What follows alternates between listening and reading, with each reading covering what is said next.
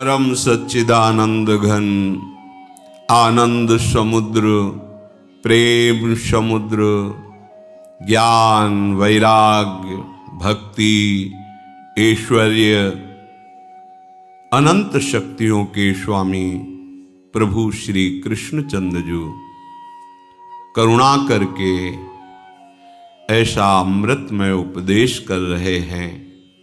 यदि हम श्रद्धा विश्वास पूर्वक श्रवण करें, एकाग्रता पूर्वक मनन करें और इसे अपना लक्ष्य बना लें, अपने आचरण में उतारें, तो वास्तविक जो परमानंद है, जिस सुख की खोज हम अनंत जन्मों से कर रहे हैं, उसका हमें अनुभव हो जाए, हम उसकी प्राप्ति कर लें। सबसे बड़ा भ्रमात्मक स्वरूप यह है कि हम रोज सुनते हैं, रोज कहते हैं, चलने का उत्साह भी रखते हैं, पर हम चलते नहीं हैं। हम विषय सेवन, शरीर में मैंपन, शरीर संबंधियों पर ममता, इसे त्याग नहीं पाते। इसे त्यागना ही हमारा चलना माना जाता है। इस मार्ग का चलना तभी माना जाता है जब शरीर में मैंपन, भोगों में सुख बुद्धि, शरीर संबंधियों में ममता, इसका जितना आप त्याग करते जाएंगे उतने ही आप प्रिया प्रीतम के नजदीक पहुंच रहे हैं। सारे सिद्धांत इसी मायाकृत बंधन के नाश के लिए हैं। ये पर्दा हटा कि झांकी होने में देर नहीं लगेगी।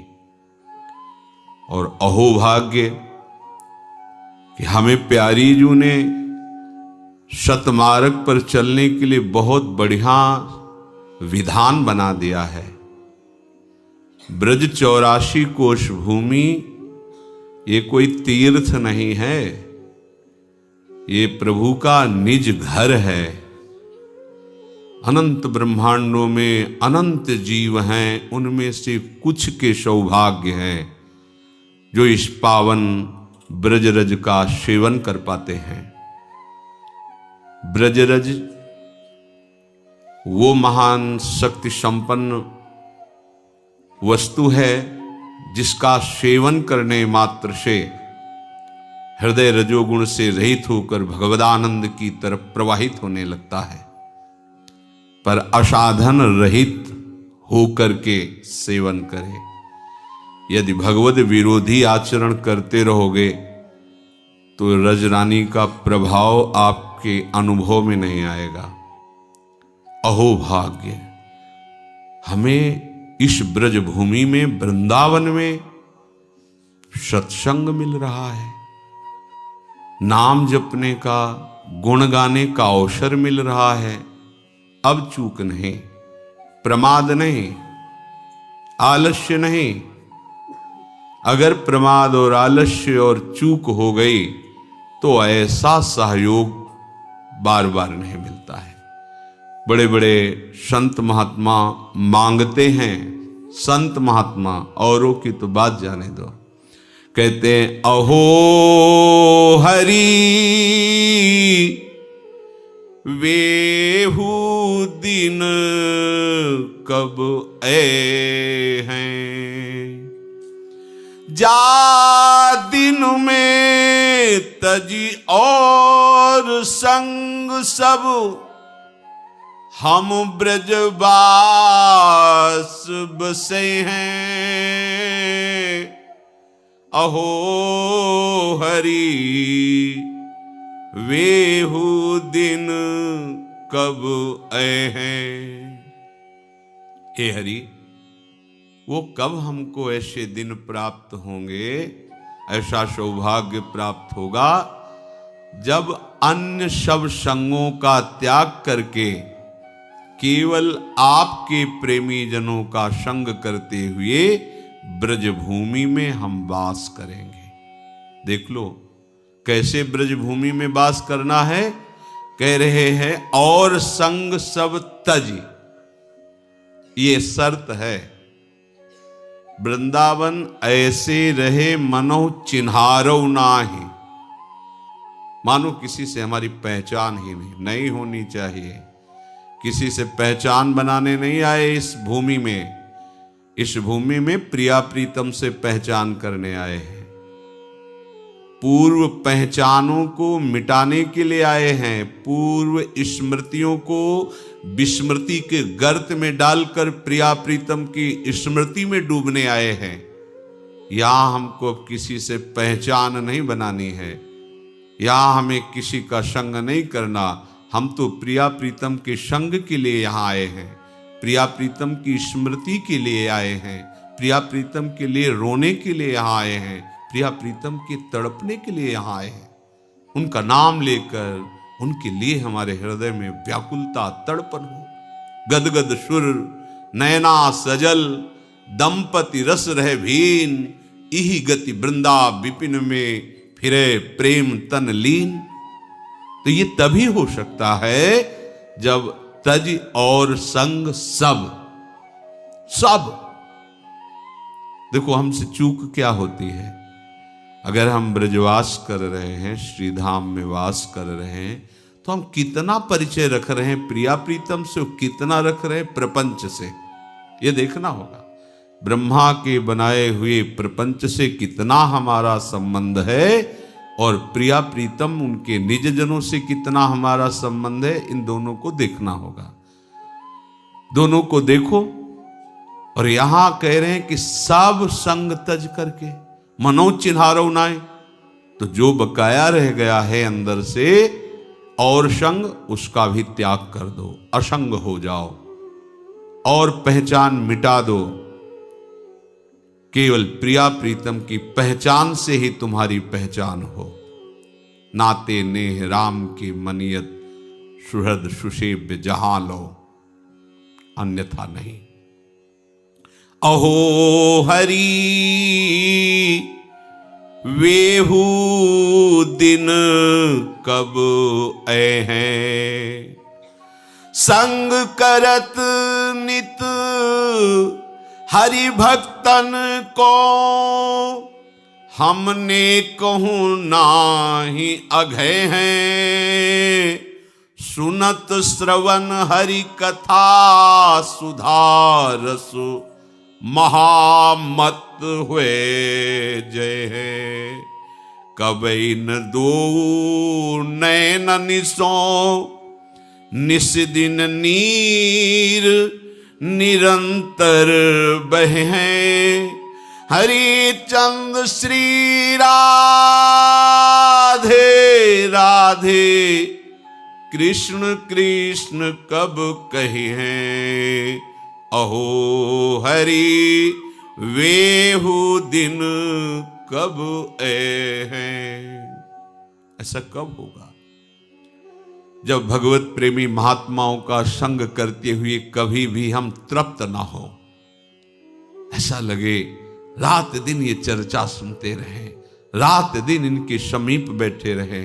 जैसे आग के समीप बैठने वाले को अंधकार और शीतलता जनित कष्ट नहीं भोगना पड़ता, ऐसे भगवत प्रेमी महात्माओं का आश्रय लेने वाले को अविद्या अंधकार का और विकार रूपी जाड़े का कष्ट नहीं सहना पड़ता। जो संत समागम में रहता है, बोलो इस समय किसको कौन सा विकार सता रहा है? जब भगवत चर्चा होती है, भगवन नाम कीर्तन, भगवत लीला गुण गायन, ये ऐसी महान रस वृत्ति है, कोई भी विकार उस समय आपका स्पर्श नहीं कर सकता। तो हे हरि, ऐसा कब होगा कि हम ब्रजवास करते हुए आपके भक्तों के संग से कभी भी तृप्त नहीं होंगे और भूख बढ़ती जाएगी? कब इन श्रवणेन्द्रिय से सदैव केवल आपकी ही कथा सुधारस का पान करेंगे, केवल, अन्य नहीं, आपकी ही कथा सुधारस का पान करेंगे और उसी में हम महामत्त हो जाएंगे, उसी में हम डूबेंगे। कथयन्ति च रमन्ति च, उसी का गान करेंगे, उसी में रमण करेंगे। ऐसा कब होगा कि आपकी बात कहते कहते हमारे नेत्रों में अश्रुधारा बहने लगेगी और ऐसा निरंतर होता रहे, रात दिन आपकी याद करके हम रोते रहें, आपके गुणगान करके हम रोते रहें। हे प्रभु, कब ऐसा होगा कि जिह्वा से राधा राधा कृष्ण कृष्ण हर समय आप युगल सरकार का नाम उच्चारण करते हुए इस ब्रज भूमि में वास करेंगे। इससे बड़ा कोई सुख नहीं है, और वो सुख हमें प्रभु ने दिया, अहेतु की कृपा से दिया। हमारी कोई तपस्या, कोई साधना, कोई भाग्य, कोई प्रारब्ध ये नहीं है, ये केवल कृपा है लाडिले युगल सरकार की। इससे बड़ा कोई सुख नहीं है। देखो, महापुरुष जन कहते हैं, जो सुख होत गोपाल ही गाए, सो ना होत जप तप व्रत संयम, कोटिक तीर्थ नहाए, जो सुख होत गोपाल ही गाए। आहा, जो प्रभु की चर्चा में सुख है, वो सुख किसी और में नहीं है। सच्ची मानना, बड़ी बड़ी स्थिति को प्राप्त महापुरुष भी इसके बिना जी नहीं सकते। सनक सनंदन सनातन संत कुमार, आशा, ये उनकी आशा बनी रहती है। बसन व्यसन यह तिन्हि, रघुपति चरित होय तह सुनहि। ये उनका नशा है, ये उनका जीवन है, ये इनकी आशा रहती है कि भगवत चर्चा हमको सुनने को मिले। जो साधन करके सिद्ध नहीं हुए, सिद्ध ही अवतरित हुए हैं। भगवान शिव भगवान है, परंतु लीला चरित्र में ऐसा रस है कि काकभूषण जी उच्च आसन पर बैठ करके भगवत चर्चा कर रहे और भगवान शिव हंस रूप धारण करके नीचे बैठकर सुन रहे। कैसी महामहिम भगवान की चर्चा में अमृत रस बरसता है।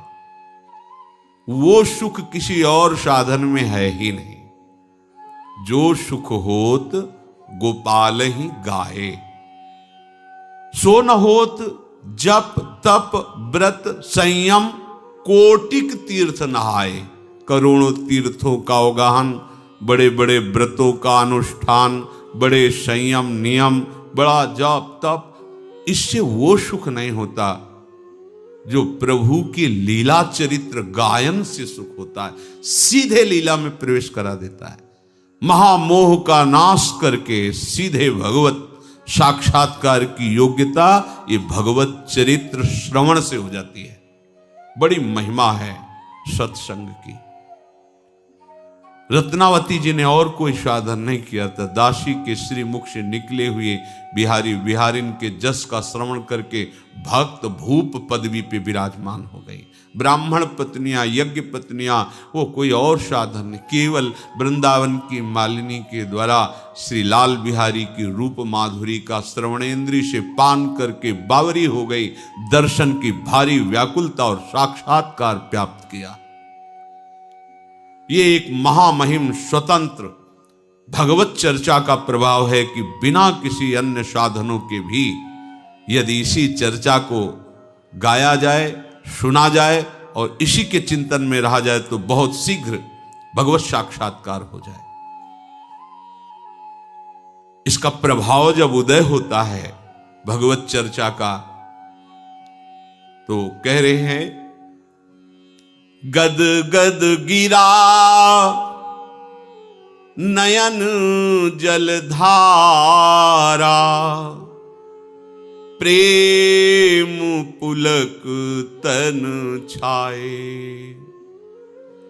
तीन लोक सुख तृण सम लेखत, नंद नंदन उर आए, जो सुख होत गोपाल ही गाए,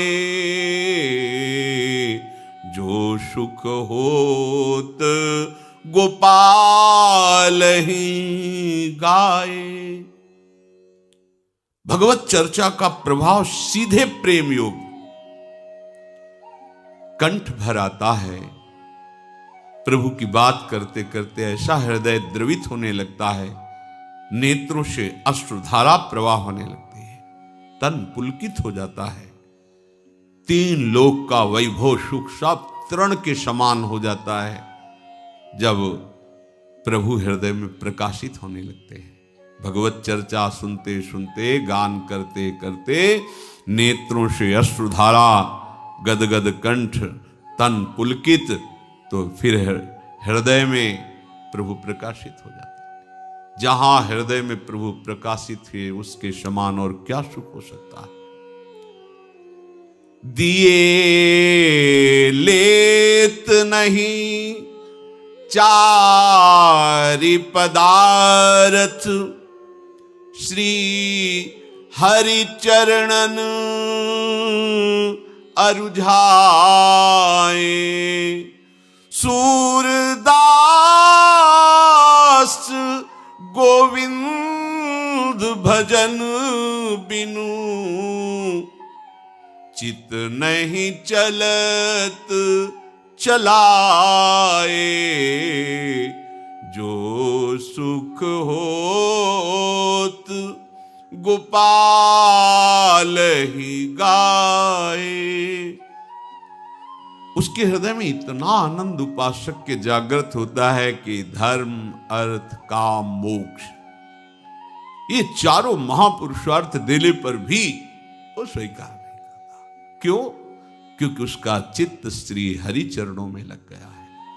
सूरदास जी महाराज कहते हैं, गोविंद के भजन में ऐसा चित्त डूबने लगता है कि वो चित्त को हटाना भी चाहे तो अब हटाने की सामर्थ्य नहीं रह गई। ऐसे भजन में डूबने के लिए हमें पूरा संयोग प्राप्त हो गया।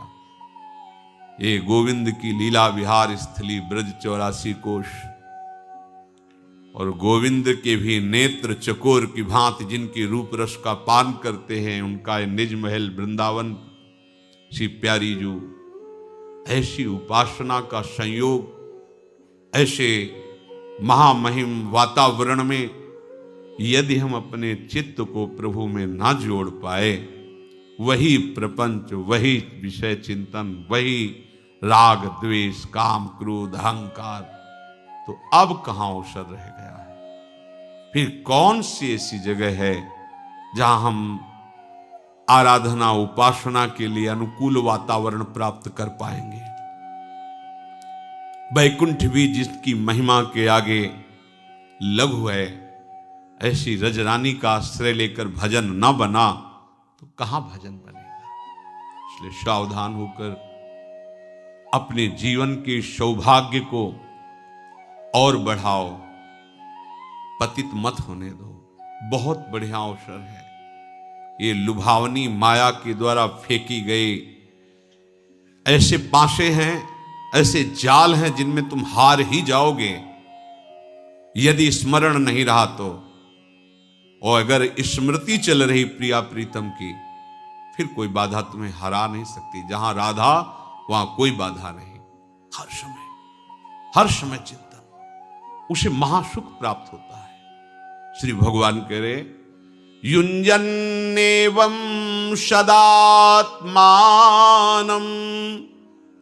योगी विगत कल्मषः, सुखेन ब्रह्म संस्पर्श मत्यंतम सुखमश्नुते। तुम अपने आप को सदा आराध्य देव में लगाते हुए पाप रहित हो जाओ। आराध्य देव में तो लगने की चेष्टा करते हैं, पर दूसरा शब्द जो है पाप रहित हो जाओ, उसमें हम ध्यान नहीं देते। पूज्य श्री राधा बाबा, आप तभी समझना कि आप आराध्य देव के भजन में प्रवेश पा गए हैं जब स्वप्न में भी आपको काम विकार न सताए। ध्यान से, जागृत की बात नहीं कह रहे, आपके स्वप्न भी काम वेदना युक्त नहीं होंगे जब आपका भजन में प्रवेश हो जाएगा। जागृत की कौन कहे। दूसरा, स्वप्न में भी कोई कितना सताए तो उस पर स्वप्न में भी क्रोध नहीं आएगा। तीसरा, बड़े से बड़ा प्रलोभन प्राप्त होने पर स्वप्न में भी तुम्हारा वैराग्य सुरक्षित रहेगा। स्वप्न में भी तुम किसी लोभ प्रवृत्ति से डिगोगे नहीं, तब जानना कि भजन में प्रवेश हुआ है। एक बार पूज्य श्री उड़िया बाबा जी ने स्वप्न देखा, एक दरवाजे पे गए, भिक्षाम देह, बहुत सुंदर नवयुवती स्वर्ण आभूषणों से अलंकृत स्वर्ण की थाल लिए और उसमें बड़े रत्न आदि। बाबा पीछे हटे और कहा कि मुझे तो माधुकरी चाहिए, ये सब नहीं। हटने लगे तो देखा कई घरों से ऐसी सुंदरियां निकलकर आसपास से घेर लिए। बाबा भागे, आंख मूंद करके भागे, और जब बहुत दूर निकल गए तब आंख खुली उनकी, तो देखा ये तो स्वप्न था। तो शांति मिली कि चलो, स्वप्न में भी मन ने प्रतिग्रह स्वीकार नहीं किया, मन में कहीं किसी सुंदरी के प्रति आकर्षण नहीं हुआ। जो राधा बाबा कह रहे समझो, तब माना जाएगा कि आपका भजन में प्रवेश हुआ है, आप निष्पाप हो रहे हैं जब स्वप्न में भी आपको काम वेदना परास्त न करे। स्वप्न में भी आपको सताया जा रहा है पर क्रोध नहीं आया। स्वप्न में भी आपको संपत्ति दी जा रही पर आपको लोभ नहीं आया, तब माना जाएगा कि भजन में प्रवेश हुआ है। समझो भजन क्या चीज है। जीवन आपका प्रभु के लिए है, इसलिए आप आत्म प्रवंचना मत करो। श्री कृष्ण के सौंदर्य के आगे साफ धूल धूसरित है, इसलिए किसी भी स्त्री पुरुष के सौंदर्य की तरफ मत देखो। पूज्य श्री राधा बाबा के वचन। ये मलिनता की गंध भी तुम में न रह जाएगी, तब तुम श्री कृष्ण की रूप माधुरी का पान कर पाओगे। कोई आकर्षण न रहने पाए, इसलिए संभालो। ये इधर उधर ताक झांक के तुम्हारा ही पतन कराने के लिए माया तुम्हारे नेत्रों में बैठ के कर रही। सावधान, कोई यहां देखने लायक नहीं है। अगर देखने लायक है तो प्रभु है। जनक जी की वाटिका में पुष्प संचय करने के लिए, गुरु सेवा के लिए प्रभु श्री राम लखन जी गए हुए थे। उधर जानकी जी गई थी देवी आराधना के लिए, तो एक सखी पुष्प लेने गई थी। उसने जे ही प्रभु को देखा, ऐसी प्रेम दशा उत्पन्न हुई, अश्रु प्रवाह विकलता। भाग के आई जानकी जी और सखी, क्या हुआ तेरे को? पशु कहती देखने योग्य है, देखा है, देखने योग्य है, बस। और कुछ नहीं बोल पा रही थी। कौन है? जानकी जी की सहेली महामहिम, वो विकल है, हम तुम तो जीव हैं। वो क्या कह रही? देखा है, देखने योग्य है, देखने योग्य। जानकी जी ने कहा क्या देखा है? तो कहती देखने योग्य ओ अश्रु प्रवाह। चलो देखते हैं क्या है। श्री जानकी जी जब सखियों के सहित जीव ही कंकण और नूपुर की ध्वनि सुनी, प्रभु श्री राम का मन आकर्षित हुआ।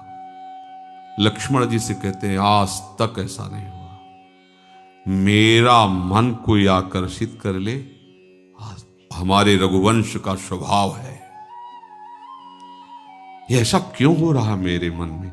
ये सोच ही रहे थे कि लता ऐसे सखियां निवारे जानकी जी, जे ही राम जी की दृष्टि जानकी जी के मुख पर पड़ी तो माथे पे पसीना आ गया सरकार के। सोचो ऐसे युगल मर्यादा पुरुषोत्तम और फिर महाप्रेम रस सिंधु युगल सी श्यामा श्याम, इनको देखने के सिवा और कुछ देखना है? किसको देखोगे? कोई देखने लायक है? अरे होश में रहो, समय बर्बाद मत करो, समझो परमार्थ का भी ककहरा नहीं आता। यदि कोई तुम्हें अच्छा लगता है इस सृष्टि में तो अपने को साधु महात्मा परमार्थी मत समझना।